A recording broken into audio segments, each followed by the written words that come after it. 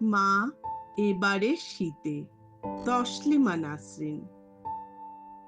শীত আসছে, উঠোনে শীতল পাটি বিছিয়ে এখন লেপ রোদে দেবার সময়। মা আমার লেপ কম্বল রোদে দিচ্ছেন, ওষার লাগাচ্ছেন, কোলবালিশে তুলো ভরছেন, উঠোনে তুলো ধুনছে ধুনুরিরা। শীত এলেই মার এমন দম না ফেলা ছুটোছুটি শুরু হয়ে যায়। এবারে শীতেও রোদে শুকনো লেপ এনে বিছানায় গুছিয়ে রেখেছেন মা। এবারে শীতেও আচারের বয়াম রোদে দিচ্ছেন। এবারে শীতেও ভাপা পিঠে বানাবার হাঁড়ি ন্যাকড়া জোগাড় করছেন। কার জন্য? কে আছে বাড়িতে যে কিনা সারা শীত লেপের তলায় গুটি মেরে মনে মনে চমৎকার চাঁদের আলোয় অরণ্যে কাঠখড় কুড়িয়ে আগুন তাপায়?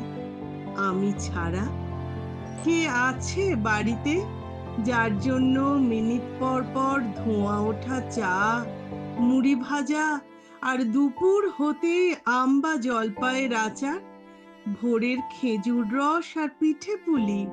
কার জন্য? এবারে শীতে আমি স্ক্যান্ডিনেভিয়ায় বরফে আর অন্ধকারে ডুবে আছি।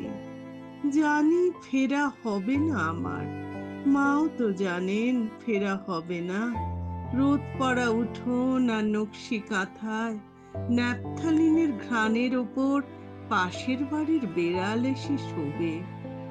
এত জেনেও মা কেন রোদে দিচ্ছেন আমার কাঁথা কাপড় লেপ কার্পাস তুলোর বালিশ?